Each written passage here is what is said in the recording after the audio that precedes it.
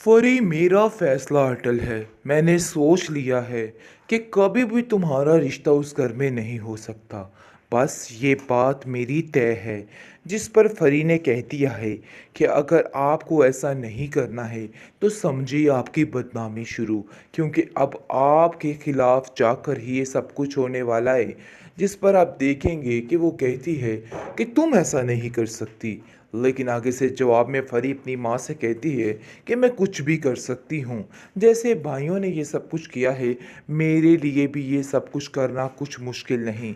इसलिए बेहतर यही है कि चुपचाप करके मान जाए ताकि आपकी इज्जत भी बाकी रहे।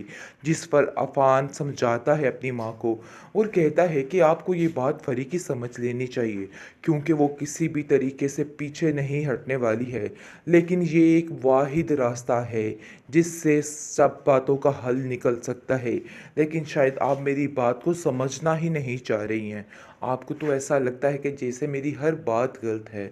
मैंने ऐसा कुछ गलत नहीं कहा। मैं आपसे बिल्कुल ठीक कह रहा हूँ। आपको ये सारी बातों को समझना होगा और ये ज़िद हठधर्मी छोड़नी होगी।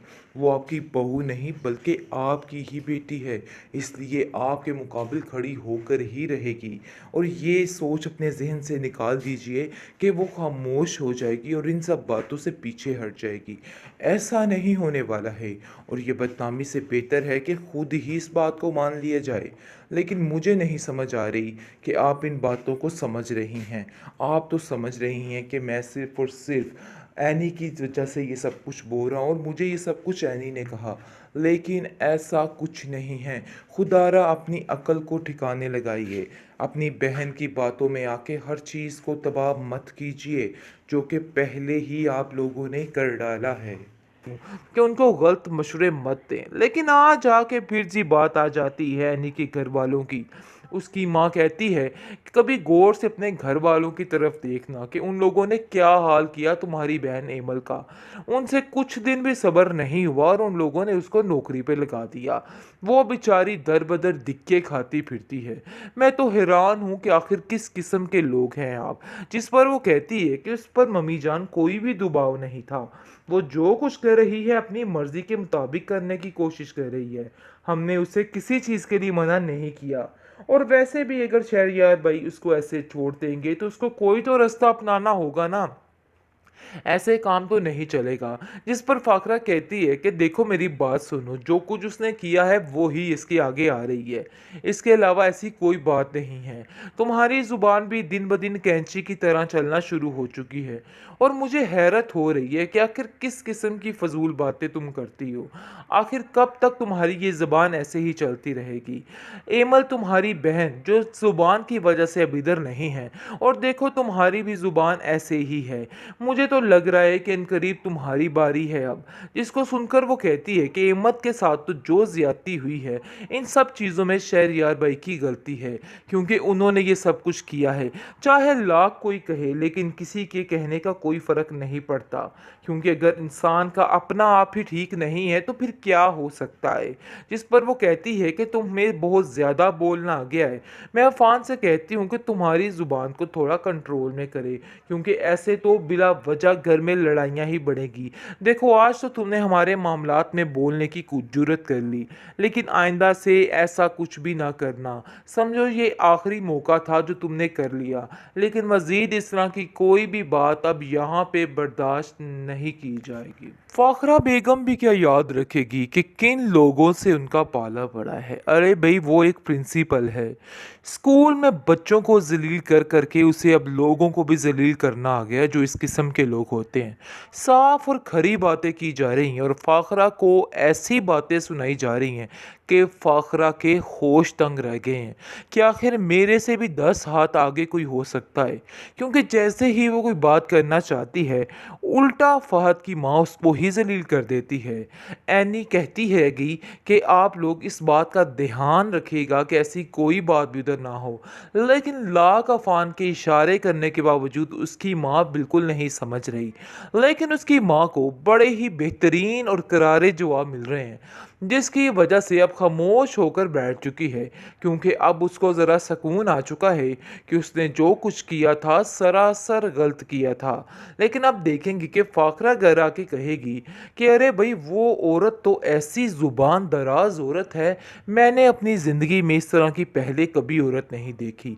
ना जाने कैसी औरत है वो, किस किस्म की चालाकियाँ कर रही थी, मुझे तो समझ ही नहीं आया। जिस पर एनी कह रही थी कि अगर परी की यही ख्वाहिश है तो आप उसकी ख्वाहिश को पूरा करने दीजिए, आप क्यों उसके बीच दीवार बनने की कोशिश कर रहे हैं। जिस पर फाखरा कहती है कि तुम लोग खामोश हो जाओ, मैं आप लोगों की एक नहीं सुनूंगी। आयमा कहती है कि देखो ये तुम्हारा मसला नहीं और इन मसलों में पड़ने की कोई भी ज़रूरत नहीं है। मैं तुम्हें साफ साफ कह रही हूँ कि आइंदा से कभी भी खाला जान के मामलात में इंटरफेयर मत करना, क्योंकि तुम्हें बहुत बुरी आदत है कि तुम आकर टपक पड़ती हो और अपने मशवरे अंदर देने लग जाती हो। जिस पर आप देखेंगे कि वो कहती है कि ये गैरों के मशवरे नहीं, यानी कि गैरों की नहीं बात, ये फरी की बात है जिस पर बोलना मेरा हक बनता है। और इसलिए बस मैं आप लोगों से इतना ही कहना चाहती हूँ कि उनको गलत मशवरे मत दें। लेकिन आज आके फिर जी बात आ जाती है यानी कि घर वालों की। उसकी माँ कहती है कि कभी गौर से अपने घर वालों की तरफ देखना कि उन लोगों ने क्या हाल किया तुम्हारी बहन एमल का। उनसे कुछ दिन भी सब्र नहीं हुआ और उन लोगों ने उसको नौकरी पे लगा दिया। वो बेचारी दर बदर दिक्के खाती फिरती है। मैं तो हैरान हूँ कि आखिर किस किस्म के लोग हैं आप। जिस पर वो कहती है कि उस पर मम्मी जान कोई भी दबाव नहीं था, वो जो कुछ कर रही है अपनी मर्जी के मुताबिक करने की कोशिश कर रही है, हमने उसे किसी चीज़ के लिए मना नहीं किया। और वैसे भी अगर शहरयार भाई उसको ऐसे छोड़ देंगे तो उसको कोई तो रास्ता अपनाना होगा ना, ऐसे काम तो नहीं चलेगा। जिस पर फाखरा कहती है कि देखो मेरी बात सुनो, जो कुछ उसने किया है वो ही इसके आगे आ रही है, इसके अलावा ऐसी कोई बात नहीं है। तुम्हारी जुबान भी दिन ब दिन कैंची की तरह चलना शुरू हो चुकी है और मुझे हैरत हो रही है कि आखिर किस किस्म की फजूल बातें तुम करती हो। आखिर कब तक तुम्हारी ये ज़ुबान ऐसे ही चलती रहेगी। एमल तुम्हारी बहन जो ज़ुबान की वजह से अब इधर नहीं है, और देखो तुम्हारी भी ज़ुबान ऐसे ही है। मुझे तो लग रहा है कि इनकरीब तुम्हारी बारी है अब। जिसको सुनकर वो कहती है कि एमत के साथ तो जो ज्यादती हुई है, इन सब चीज़ों में शहरयार भाई की गलती है, क्योंकि उन्होंने ये सब कुछ किया है। चाहे लाख कोई कहे लेकिन किसी के कहने का कोई फ़र्क नहीं पड़ता, क्योंकि अगर इंसान का अपना आप ही ठीक नहीं है तो फिर क्या हो सकता है। जिस पर वो कहती है कि तुम्हें बहुत ज़्यादा बोलना आ गया है। मैं अफान से कहती हूँ कि तुम्हारी ज़ुबान को थोड़ा कंट्रोल में करे, क्योंकि ऐसे तो बिला वजह घर में लड़ाइयाँ ही बढ़ेगी। देखो आज तो तुमने हमारे मामलात में बोलने की कुछ जुर्रत कर ली, लेकिन आइंदा से ऐसा कुछ भी ना करना। समझो ये आखिरी मौका था जो तुमने कर लिया, लेकिन मज़ीद इस तरह की कोई भी बात अब यहाँ पे बर्दाश्त नहीं की जाएगी।